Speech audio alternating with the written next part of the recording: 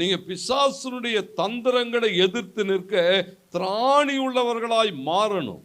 இந்த திராணி எப்போ வரும்? தேவனுக்கு மகிமை உண்டாட்டும். தேவ வல்லமையினாலே நீங்கள் நிரம்பி நிற்கிற போது பிசாசு கொண்டு வருகிற எல்லா தந்திரங்களையும், அவனுடைய உபாய தந்திரங்கள் நமக்கு தெரியாதவைகள் அல்லவே என்று வேதம் சொல்லுகிறது. அவன் எப்படியெல்லாம் வந்தாலும் கர்த்தருக்கு மகிமை உண்டாகட்டும், அதை எதிர்த்து நிற்க திராணியை தருகிற தேவனுடைய வல்லமையை தரித்து கொள்ள வேண்டும்.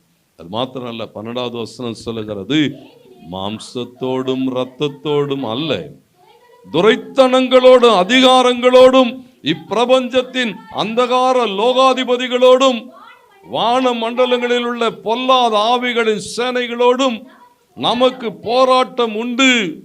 ஆண்டவர் என்ன எதிர்பார்க்கிறார் சொன்னா, உன்னுடைய போர்க்களத்தை நீ அறிந்து கொள். உன்னுடைய போராட்ட இடம், போர்க்களம் எது? உன் எதிரி யாரு? எதிரியினுடைய ஆயுதம் என்ன? இந்த போர்க்களத்திலே நீ எப்படி களமாட முடியும்? எப்படி ஜெயிக்க முடியும்? எப்படி உன் எதிரியை மேற்கொள்ள முடியும்? முதலாவது இதை அறிந்து கொள். ஏன்னா இன்னைக்கு சத்ரு, வேதம் சொல்லுகிறது, மாம்சத்தோடும் இரத்தத்தோடும் அல்ல, ஆட்களோடு கூட சண்டை போட அல்ல.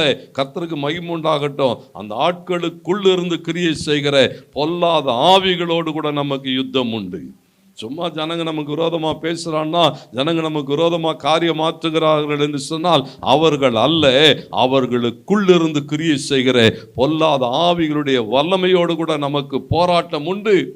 அவைகளை முறியடிக்க வேண்டுமானால் இங்கே சொல்லுகிறான், உங்களுக்கு என்ன தேவை? எல்லாவற்றையும் எதிர்த்து நிற்க திராணி. எப்போ இந்த திராணி வருகிறது? ஆண்டவருக்கு மகிமை உண்டாகட்டும். சொல்லுகிறான், கர்த்தருடைய வல்லமையை 13வது வசனத்தில் சொல்லுகிறான், ஆகையால்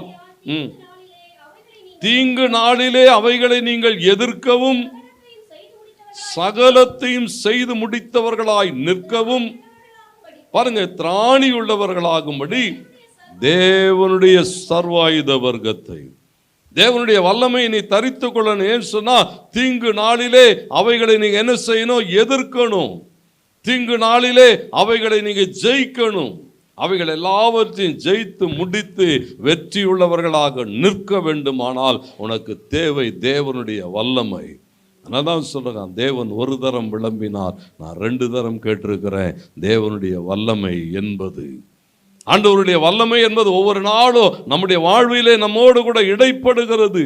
அவருடைய வல்லமையை நாம் சரியாய் அறிந்து கொள்ளுகிற போது வேதம் காண்பிக்கிறது. ரோமர் 1:19-20 பவுல் சொல்லும்போது சொல்லுகிறான், தேவனை குறித்து அறியப்படுவது அவர்களுக்குள்ளே வெளிப்பட்டு இருக்கிறது, தேவனே அதை அவர்களுக்கு என்ன செய்தாராம்?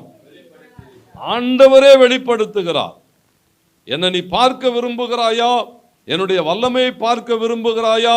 நான் யார் என்பதை அறிந்து கொள்ள விரும்புகிறாயா என்று சொல்லுகிற போது, மனுஷன் தேவனை தேடுகிற போதெல்லாம் வசனம் சொல்லுகிறது, காணப்படாதவைகளாகிய அவருடைய நித்திய வல்லமை, தேவத்துவம் என்பவைகள்.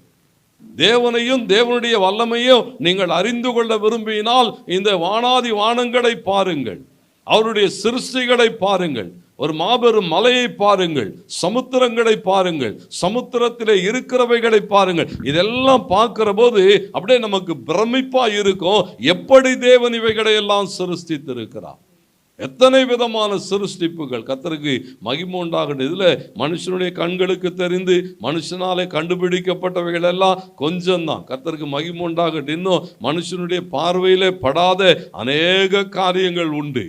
மனுஷன் போய் தொட முடியாத அநேக பகுதிகள் உண்டு, இடங்கள் உண்டு, காடுகள் உண்டு, காடுகளிலே வாழுகிறவைகள் உண்டு. அதெல்லாம் அவன் இதுவரைக்கும் பார்த்ததே இல்லை, அவனுடைய கண்களுக்கு அவைகள் தெரிந்ததே கிடையாது. தேவனுக்கு மகிமை. அவருடைய சிருஷ்டி, அவன் சொல்லுகிறான், இவைகளையெல்லாம் பார்க்கிற போது, சூரியனை பார்க்கிற போது அப்படியே நமக்கு எப்படி இருக்குன்னு சொன்னா பிரமிப்பாய் இருக்கிறது. எப்படி இது சாத்தியமாகிறது?